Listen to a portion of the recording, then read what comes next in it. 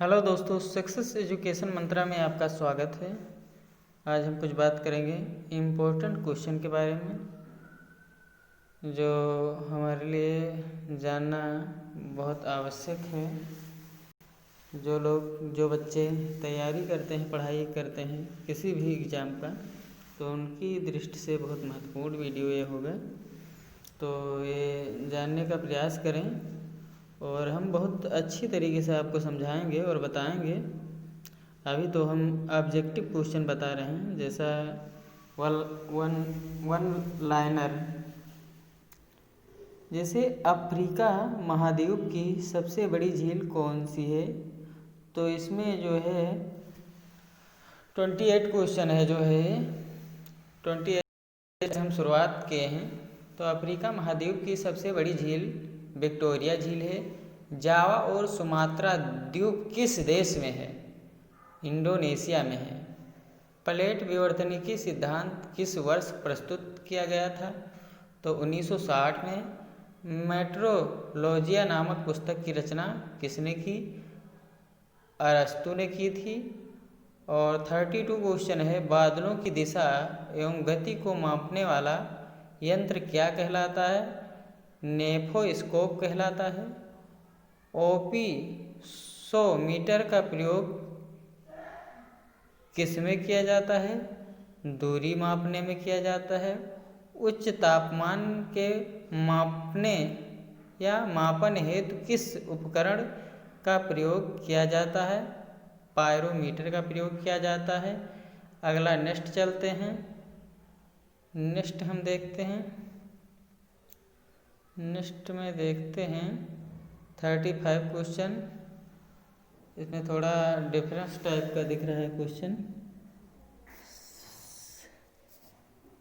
थोड़ा सुधार करेंगे, लेकिन जो है अभी टेक्निकल प्रॉब्लम की वजह से ये सही नहीं हो पा रहा है, तो थोड़ा समझने का प्रयास करें। 35 क्वेश्चन है, मानचित्र में वे रेखाएं जहां दाब सम हो क्या कहलाती हैं? समदाब रेखाएं। 36 क्वेश्चन है, मंगल पर जीवन की उपस्थिति के लिए कौन सी एक अवस्था सबसे सुसंगत है? बर्फ घटकों और हिमशीतलित जल की उपस्थिति। 37 क्वेश्चन, सूर्य में कौन सा तत्व सर्वाधिक मात्रा में पाया जाता है? तो हम कह सकते हैं कि हाइड्रोजन पाया जाता है। उल्का क्या है?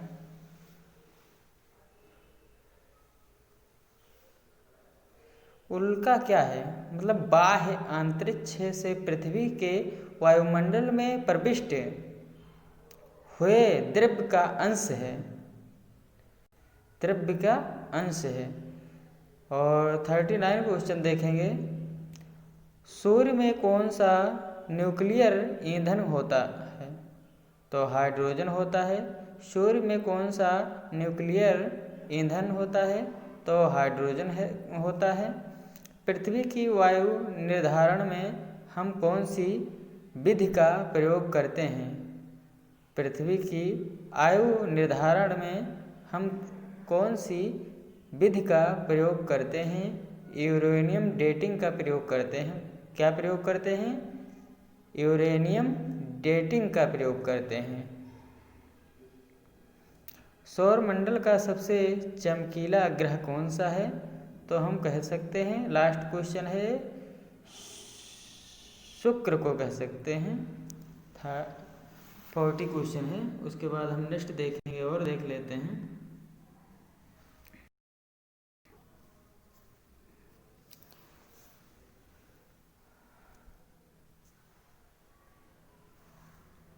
देख लेते हैं, जूम और देखिए ये 41 क्वेश्चन है, सबसे कम घनत्व वाला ग्रह कौन सा है? शनि है। सबसे कम घनत्व वाला ग्रह कौन सा है? तो हमारा शनि होगा। और अस्त होते हुए सूर्य के लाल कण का कौन लाल वर्ण का होने का क्या कारण है? मतलब अस्त होते हुए सूर्य के लाल वर्ण का होने का क्या कारण है? पृथ्वी के वायुमंडल में प्रकाश का प्रकीर्णन। सूर्य अस्त होते जब सूर्य अस्त होता है तो उसमें लाल किस कारण से हो जाता है? तो पृथ्वी के वायुमंडल में प्रकाश का प्रकीर्णन होता है, इसी कारण। पृथ्वी से चंद्रमा का कितना प्रतिशत भाग दिखाई देता है? 57%। पृथ्वी से चंद्रमा का कितना प्रतिशत भाग दिखाई देता है? 57% दिखाई देता है। और 44 क्वेश्चन है, सूर्य से दूरी के क्रम में पृथ्वी का स्थान कौन सा है? तीसरा है। सूर्य से दूरी के क्रम में पृथ्वी का स्थान कौन सा है? तीसरा है। 45 क्वेश्चन है, एक खगोलीय दूरी क्या होती है? पृथ्वी और सूर्य के बीच की दूरी। एक खगोलीय दूरी क्या होती है? पृथ्वी और सूर्य के बीच की दूरी, उसे एक खगोलीय दूरी कहते हैं। सौरमंडल की खोज किसने की थी? सौरमंडल की खोज कॉपरनिकस ने की थी। कॉपरनिकस ने की थी।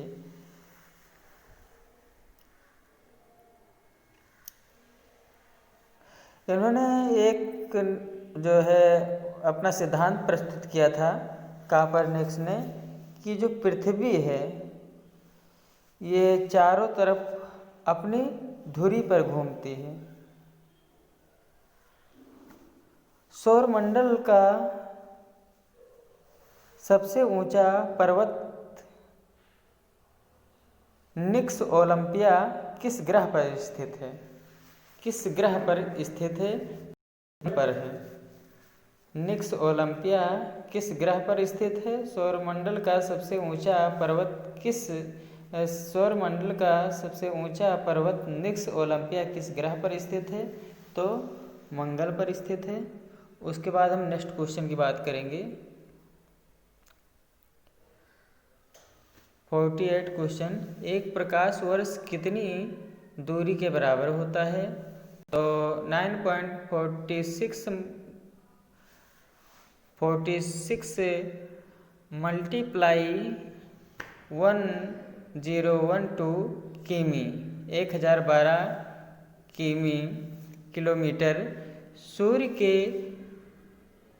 अपेक्षाकृत ठंडे भाग, जिसका तापमान 1500 डिग्री सेल्सियस होता है, क्या कहलाता है? सौर गलनांक कहलाता है। इसमें लिखा हुआ है सौर कलंक लिखा है, लेकिन सौर गलनांक होता है शायद। इसको हम कंफर्म कर देंगे। और 50 क्वेश्चन है, पृथ्वी के आकाशगंगा के सबसे शीतल और चमकीले तारों के समूह को क्या कहते हैं? आर्यन नेबुला कहते हैं। पृथ्वी के आकाशगंगा के सबसे शीतल और चमकीले तारों के समूह को क्या कहते हैं? आर्यन नेबुला कहते हैं। किस ग्रह 51 क्वेश्चन है, किस ग्रह के दिन के मान और उसके अक्ष का झुकाव लगभग पृथ्वी के दिन मान और झुकाव के समतुल्य है? नेपच्यून के। और 52 क्वेश्चन है, वह सीमा किसके बाहर तारे आंतरिक मृत्यु से ग्रसित होते हैं, क्या कहलाती हैं? चंद्रशेखर सीमा कहलाती हैं। 52 क्वेश्चन है, वह सीमा जिसके बाहर तारे आंतरिक मृत्यु से ग्रसित होते हैं क्या कहलाती हैं? चंद्रशेखर सीमा। और 53 क्वेश्चन है, सर्वप्रथम खोजा गया क्षुद्र ग्रह कौन सा है? सीरस जो है सर्वप्रथम खोजा गया क्षुद्र ग्रह है। और ब्लैक होल सिद्धांत किसके द्वारा दिया गया था? यश चंद्रशेखर द्वारा दिया गया था। उसके बाद हम नेक्स्ट क्वेश्चन की बात करेंगे। 55 क्वेश्चन, पृथ्वी के आकाशगंगा के सबसे शीतल और चमकीले तारों के समूह को क्या कहते हैं? आर्यन नेबुला कहते हैं। आर्यन नेबुला कहते हैं। 56 क्वेश्चन देखते हैं।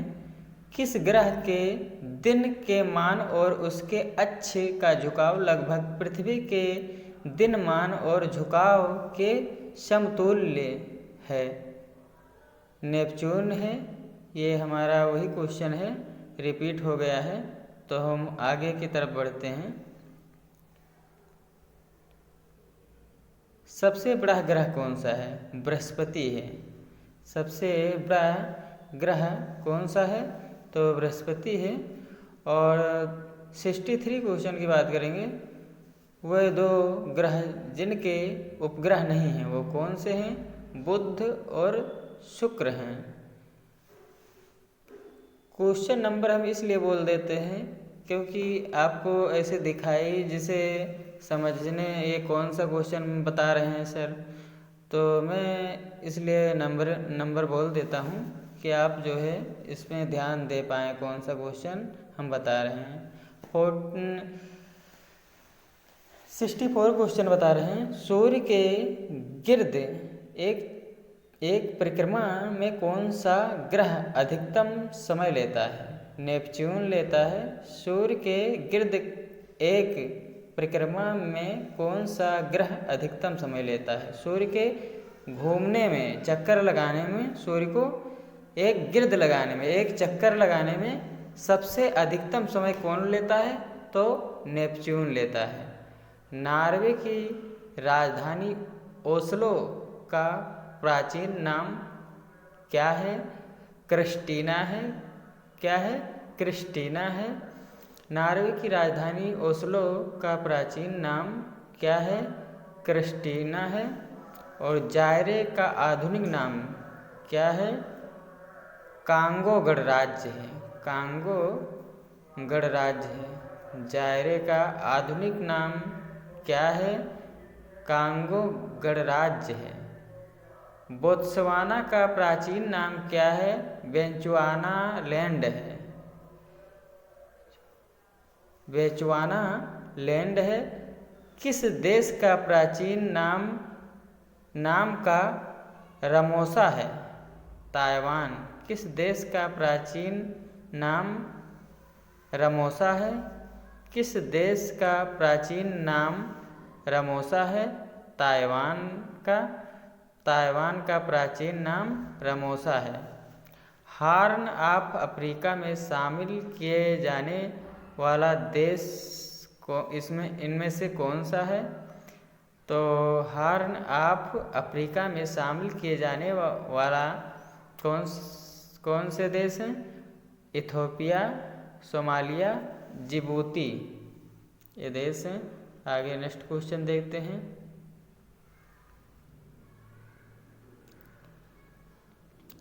(82) भूकंप की उत्पत्ति से संबंधित प्रत्यास्थ पुनश्चलन सिद्धांत का प्रतिपादन किया? रीड ने किया।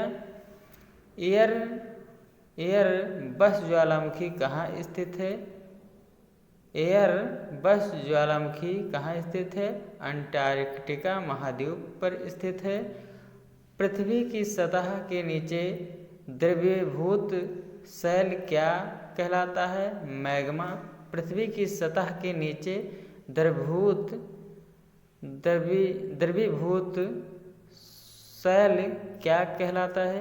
मैग्मा कहलाता है। जो हमारे ज्वालामुखी होते हैं उनका जब उद्गार होता है तो उसमें लावा और मैग्मा निकलते हैं, राख जैसे निकलते हैं। तो वो राख जो है नीचे जम जाते हैं, वही पहाड़ी के नुमा में हो जाते हैं, काले पत्थर जैसे बन जाते हैं, सब जम जाते हैं, वही पहाड़ी का आकार निर्मित कर देते हैं। जैसे दक्षिणी अल्पास पर्वत श्रेणी कहाँ स्थित है? तो न्यूजीलैंड में स्थित है। कहाँ स्थित है? न्यूजीलैंड में स्थित है। और 86 क्वेश्चन के बारे में बात करेंगे। वायु में अपेक्षित आर्द्रता मापने हेतु कौन सा उपकरण यूज किया जाता है? हाइग्रोग्राफ का उपयोग किया जाता है। रिएक्टर स्केल का प्रयोग किसके मापन में किया जाता है? भूकंप के झटके मापने में किया जाता है। और भूकंप के एक ही समय पर आने वाले स्थानों को मिलाने वाली रेखा क्या कहलाती है? होमोसिस्मल कहलाती है। के बाद हम नेक्स्ट क्वेश्चन की बात करेंगे। ये आखिरी पेज होगा शायद। 95 वो कट गया है, आगे का क्वेश्चन जो है ऊपर 95। वह काल्पनिक रेखा जो पृथ्वी के को दो भागों में बांटती है उसे क्या कहते हैं? भूमध्य रेखा कहते हैं। विश्व की सर्वाधिक गहरी झील कौन सी है? बैकाल झील है। और सबसे ऊंची झील कौन सी है? टीटीकाका है। सबसे ऊंची झील कौन सी है? टीटीकाका है, जो दक्षिण अफ्रीका में स्थित है। कौन सा पारिस्थितिक तंत्र पृथ्वी के सर्वाधिक क्षेत्र पर फैला हुआ है? समुद्र। दक्षिणी गोलार्ध में वर्ष का सबसे छोटा दिन कौन सा होता है? 21 जून। 21 दिसंबर को सूर्य ठीक किस रेखा के ऊपर होता है? मकर रेखा। और उसके बाद 100 क्वेश्चन की बात करेंगे। जो हमारा लास्ट क्वेश्चन है, 1000 झीलों की भूमि के नाम से कौन प्रसिद्ध है? फिनलैंड प्रसिद्ध है।